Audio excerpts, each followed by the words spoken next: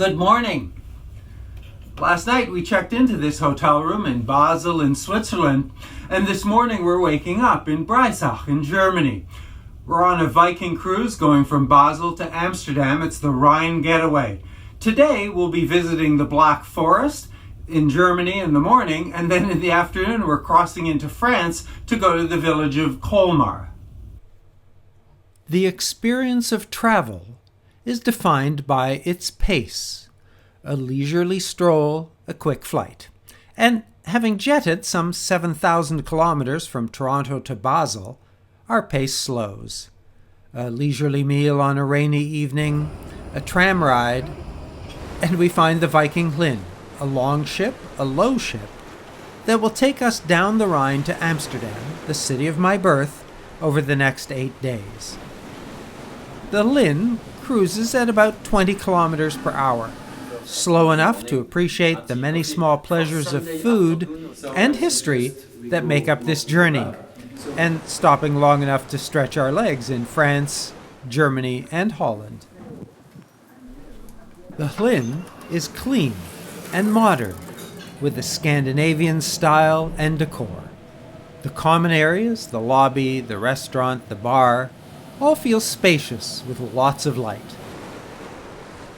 The captain allows me to fly the Mavic drone around the boat. The large upper deck has a herb garden, walking track, and chairs to enjoy the view. There are no interior rooms on the Rhine. Every room gets a view. Ours has a balcony to enjoy the passing scene. The room is small but not cramped. In fact, there's lots of counter space for me to set my gear down and work on camera views. There are both North American and European power outlets. We don't spend a lot of time in our room, but it is a pleasant space and the bed is comfortable. We enjoy exploring the boat, chatting with our fellow travelers, as well as comparing notes on camera equipment, other cruises, and just generally enjoying our surroundings.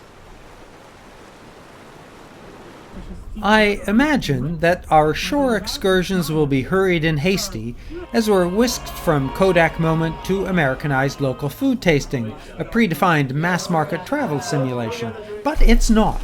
Instead, I have time to chat with a baker in the charming town of Colmar who's handing out macaroon samples. It's the day after the election, and I practice my French with some juvenile wordplay mixing the name of the new president and the cookie. I purchase a few almond cookies shaped like hearts. But guide and group have moved on, and I stand quietly where thousands of tourists and photographers have stood before me to capture the pretty houses and the canal featured in every story and ad about Colmar. I wait patiently for the right combination of activity and wave to my fellow Vikingistas who are enjoying the town from the water.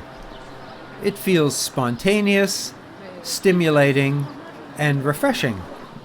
I have another cookie. Clearly, these will not make it home. As I savor its tastes, I feel both humbled by my surroundings and elated by the joy of being in France on this day, enjoying this cookie.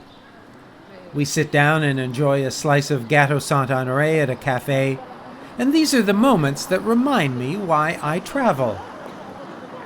A daily guide, distributed the evening before, prepares us for tomorrow's destination and tours.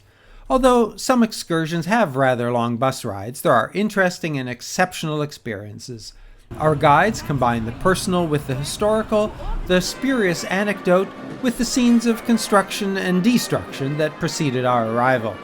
Viking provides receivers and headsets so we can hear our guides even when we drift away from the group. We stroll around Strasbourg, tour and taste at a small winery in the Alsace, explore a castle in Marksburg, dine at Schloss Johannesburg, go brew pubbing in Cologne, try fresh herring from a food truck, climb a windmill at Kinderdijk, and visit an artisanal craft cheesemaker in Holland. There is, of course, no need to participate at all. The boat is generally docked near the center of town, so just getting off and strolling on your own is an alternative. One traveler on our cruise has created his own itinerary of tours with local operators. On board, We dash back and forth to take pictures of the many castles and fortresses along the Middle Rhine. The rain doesn't detract from the pleasure of being in this moment. Breakfast and lunch can be enjoyed on our schedule. Both buffet and table service are available in both the dining room and the terrace. Dinner is served at 7. The meals are well prepared and tasty. Some were excellent. The Chateaubriand, the surf and turf. Meals are accompanied by wines. Yes, sparkling wine is available at breakfast. And our optional silver spirits package included a good worldly wine list for pairing to our tastes. There's an automatic coffee maker in the lounge, which is nice in a pinch. However, I missed a real latte made with that delicious European milk instead of powder. That's not available on the Llyn. I love that we find fresh fruit in our suite every day. I love waking up to the shoreline that glides slowly by.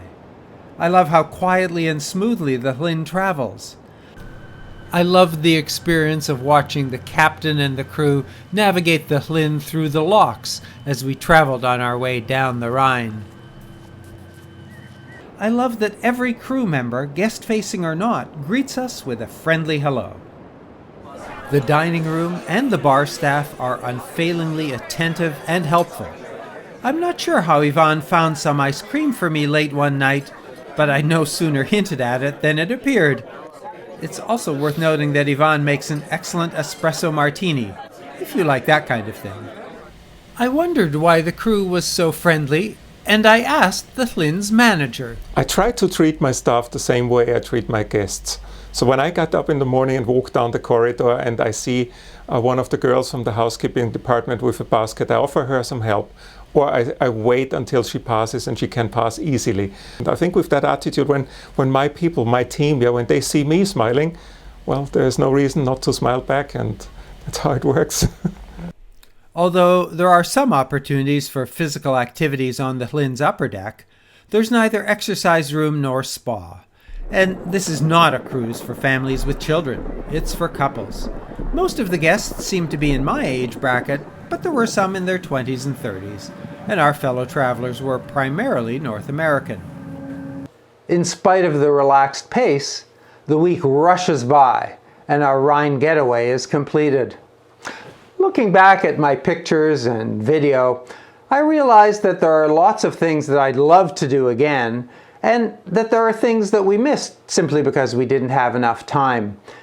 Next time, maybe we'll go upriver from Amsterdam to Basel.